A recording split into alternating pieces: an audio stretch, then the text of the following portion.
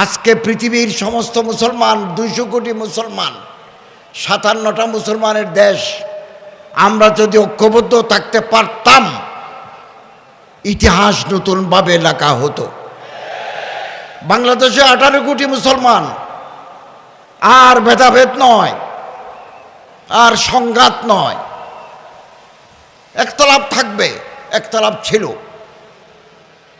কিন্তু ইত্তেফাক মাল ইখতিলাফ, একতলাপ নিয়েই আমরা ইত্তেফাক হব, মতবিরোধ নিয়েই আমরা ঐক্যবদ্ধ হব।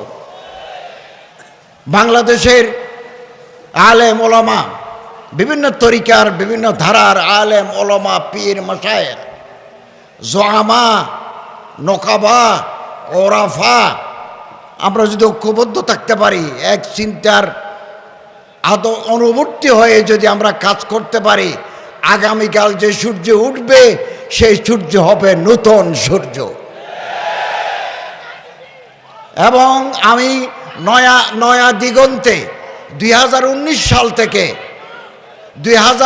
সাল থেকে নয়া দিগন্তে পোস্ট এডিটোরিয়াল লিখেছি, এবং মুসলমানদের ঐক্য, কওমি আলিয়ার ঐক্য, বারে বারে আর্টিকেল লিখেছি।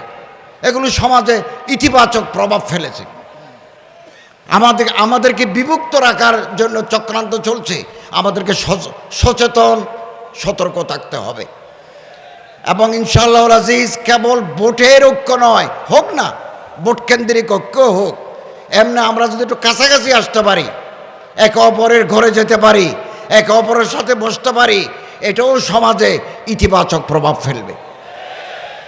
আমি আশাবাদী আমরা এই দেশে কোরআনের আদর্শে একটা সমাজ এবং রাষ্ট্র ব্যবস্থা দেখে যাব ইনশাআল্লাহ, ইনশাআল্লাহ। এবং আলেম যারা, কোরআনের উপরে যাদের পাণ্ডিত্য আছে, পারঙ্গমতা আছে, তারা রাষ্ট্র চালালে আমার এই দেশ, ব্যক্তি, পরিবার, সমাজ সোনার সমাজে পরিণত হবে।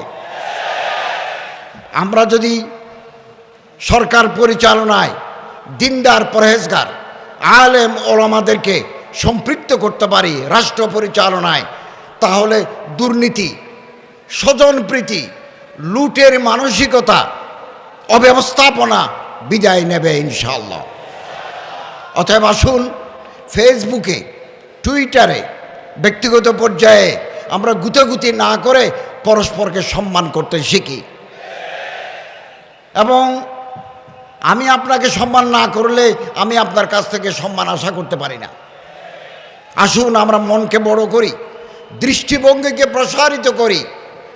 যাদের মন ছোট তাদের মাধ্যমে বড় কাজ হয় না।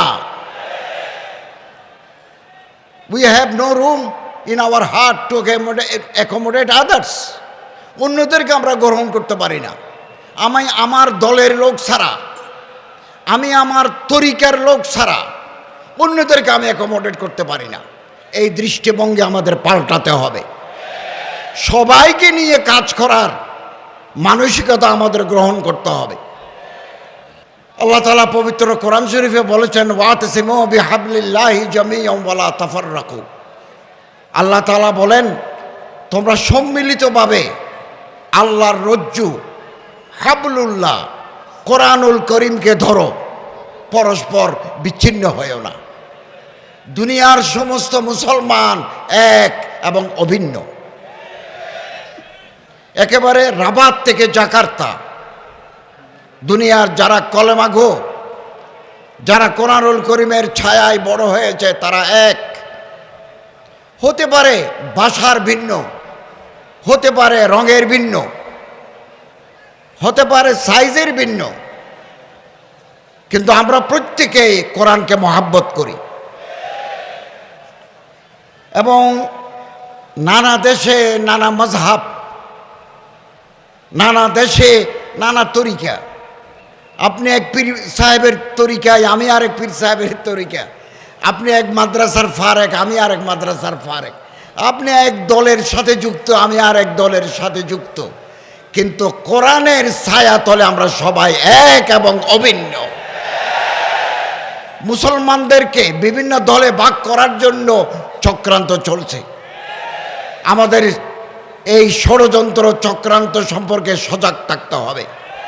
যে কোনো মূল্যে আমাদের ওয়াহাদাতে উম্মত, ঐক্যে উম্মতের ঐক্য ধরে রাখতে হবে। সম্মানিত হাজরিন,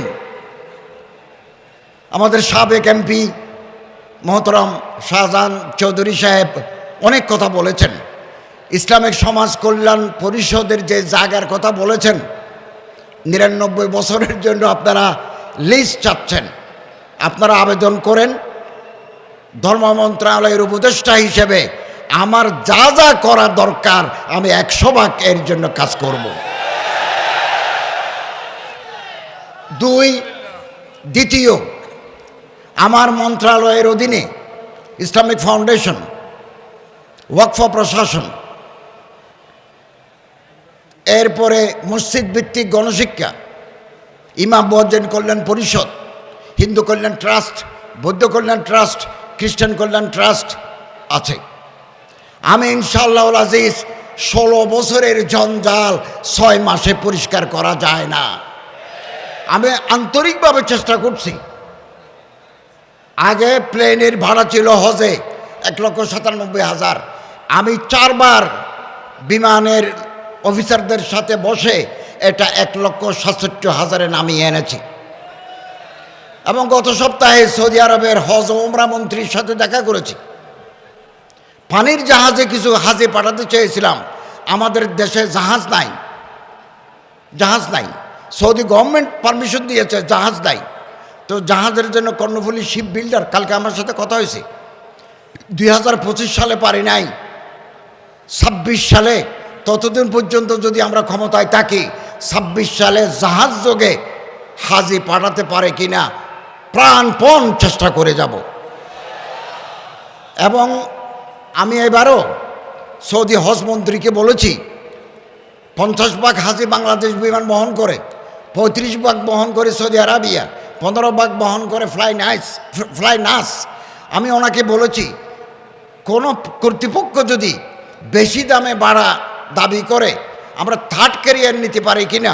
তিনি আমাকে বলেছেন আপনি লিখিতভাবে আমার চিঠি দেন, এটা যদি পাই বাংলাদেশ বিমান অথবা আর কেউ যদি ভাড়া বেশি চায় আমি আমিরাটস ভাড়া করব, আমি কাতার এয়ারওয়েজ ভাড়া করব এবং গালফ এয়ার ভাড়া করব। আমার দেশের হাজিরা যাতে একটু কম পয়সায় হজ করতে পারে আমি অত্যন্ত সচেতন। আমার মন্ত্রণালয়ের অধীনে যদি কেউ ঘুষ খায় আপনি যদি প্রমাণ দিতে পারেন আমি তাকে সাসপেন্ড করে দেব। আমি এটা স্পষ্ট করে বলেছি। আলহামদুলিল্লাহ, আমি আমার মন্ত্রণালয়ের অধীনে যত ডিপার্টমেন্ট আছে খুব নেককার, পরহেজগার, আল্লাহর বলি, দিনদার লোকদেরকে আমি মনোনয়ন দিয়েছি। আপনারা জানে খুশি হবেন, Islamic foundation is a board of governors. যাদের পরিচালনায় ইসলামিক ফাউন্ডেশন পরিচালিত হয় এই 5 জন বড় আলেমের ভিতরে আমি চট্টগ্রাম শাহী জামে মসজিদ সম্মানিত খতিব আওলাদের রসুল হজরত তাহির জাবিরিকে আমি মেম্বার করেছি। আমি এই ব্যাপারে হজরত জনাব শাহজাহান চৌধুরী এমপির সাথে কথা বলেছি। এরকম 5 জন বড় আলেম পদাধিকার বলে উপদেষ্টা হিসেবে আমি চেয়ারম্যান। এবং আলহামদুলিল্লাহ গত মিটিংয়ে আমরা ইতিবাচক অনেক সিদ্ধান্ত নিয়েছি। ফেব্রুয়ারি মাসে আমাদের আবার মিটিং আছে, হজরত যাবেন, আমরা আরও সিদ্ধান্ত নেব। এবং আমরা এই সিদ্ধান্ত নিয়েছি বিগত 16 বছরে ইসলামিক ফাউন্ডেশনকে যারা বেচা বিক্রি করেছে, নয়সই করেছে, হাইকোর্টের বিচারপতির নেতৃত্বে তদন্ত কমিটি গঠন করে আইনানুগ ব্যবস্থা নেব। আমরা একমাত্র আমরা আল্লাহকে ভয় করি, আল্লাহর রহমত কামনা করি। এদেশের তৌহিদি জনতা আমাদের সাথে আছে, এটাই আমাদের শক্তি। ইনশাআল্লাহ আজিজ পরামর্শ দেবেন, বুদ্ধি দিবেন।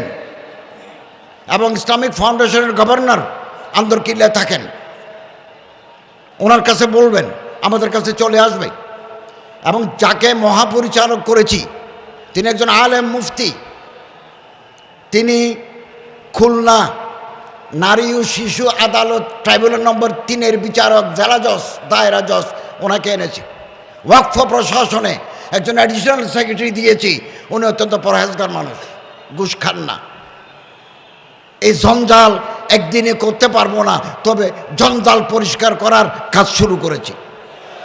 আপনারা আমাদেরকে পরামর্শ দিবেন।